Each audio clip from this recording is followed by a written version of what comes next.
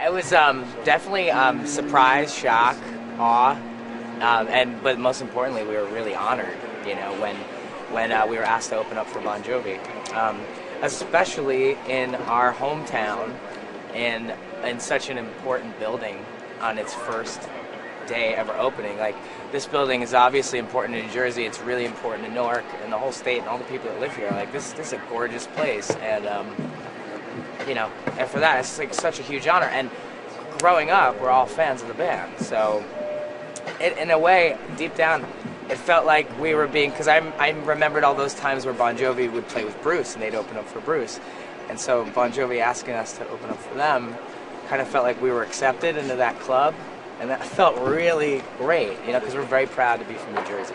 I think everybody's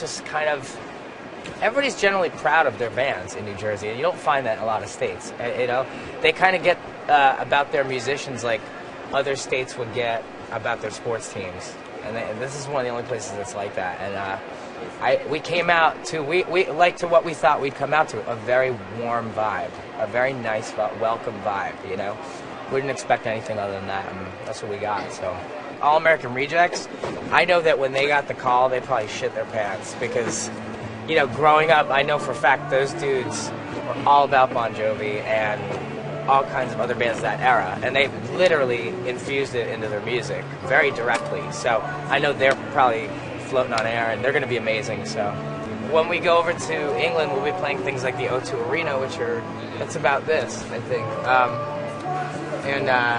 Obviously just one night though. But I love the big rooms. I get more nervous, I think, these days for the little ones, but I was very nervous about yesterday. Because, you know, everybody wanted the whole day to go well, not just, like you had guys drilling seats in and like they were doing last minute work. Everybody was really proud of this place and they wanted the whole thing to go off well. So, you know, I felt a lot of pressure in that regard, but I thought it was good kind of pressure. You know, this venue is such a Newark and a New Jersey thing, and you get to take a stage before John even did. Yeah, I mean, that was a huge honor. I felt like we had to break it in real good, and we did. I felt like everything's still too new, so I think a little bit of foul language did the trick and broke it in a little bit.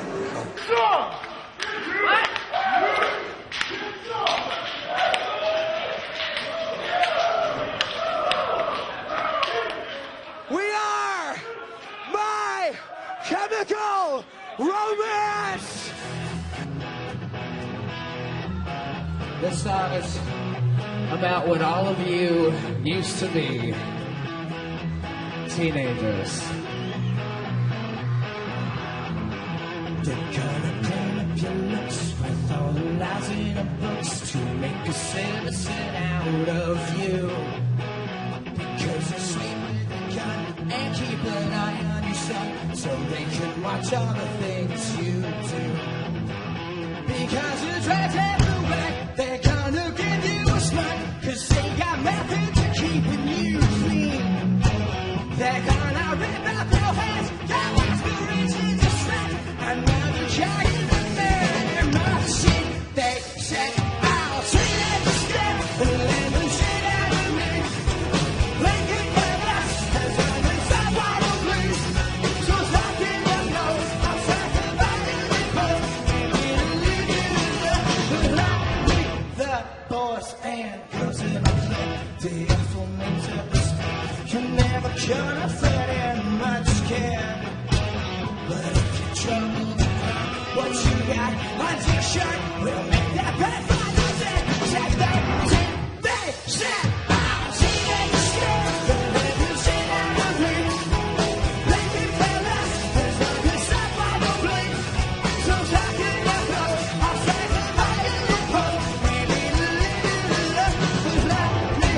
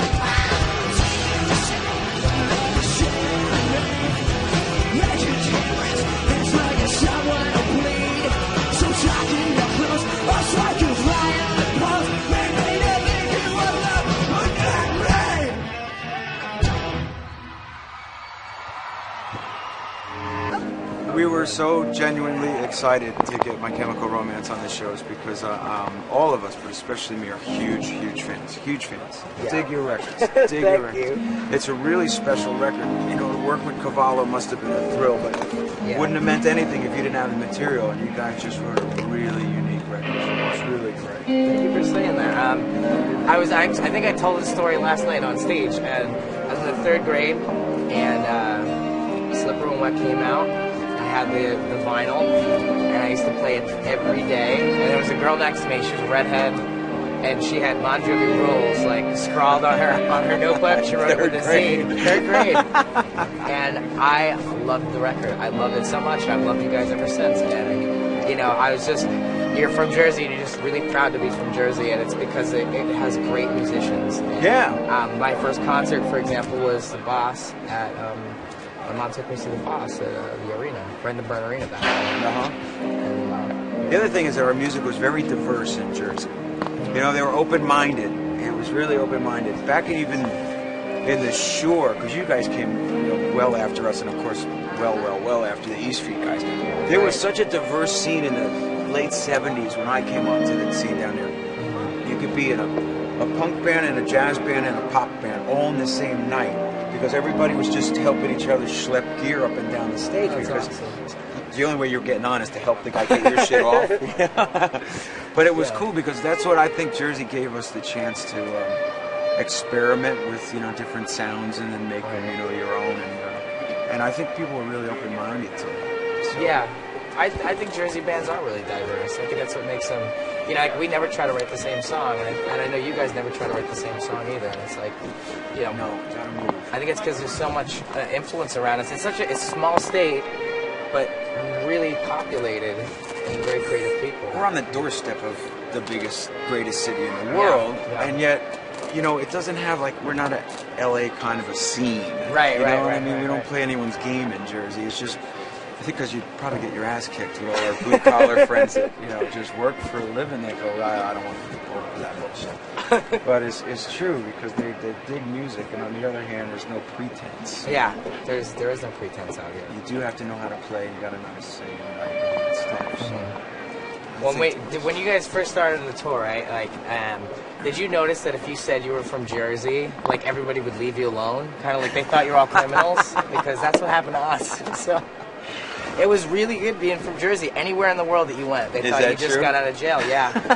And it was awesome. Well, it's because of the Sopranos. Yeah, probably because of that.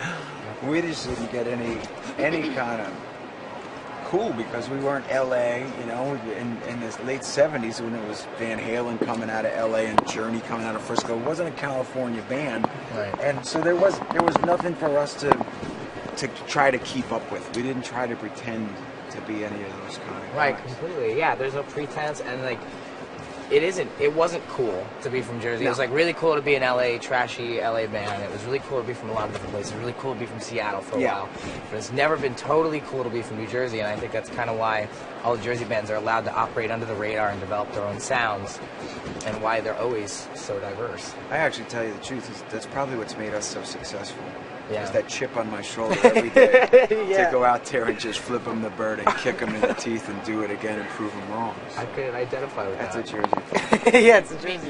Let's talk musically. I mean, you could hear it right in the song we opened with last night, and tonight we'll open with it again. The song "Famous Last Words" is clearly influenced by choruses, especially of that nature off Slippery When Wet. It's these big, broad stroke choruses and it's all about melody. Our band is all about melody, and it's kind of so subversive. A lot of people don't think they don't know that's what they like about the band right away, but it is the melody, and we've always thought really big, meaningful choruses and melody were the most important thing, and then they were always doing that. My accent's been coming out a lot more since we've been in the same vicinity, which is what happened. I was on the phone with, I think, Richie, and it was so late. It was 4 a.m. I was in Spain on a bus, and I get this call from a mutual friend, and that's one of the ways we got invited to the show. And I noticed my accent got super thick all of a sudden. And I was like, how did that happen? And, Brings you right back. Yeah.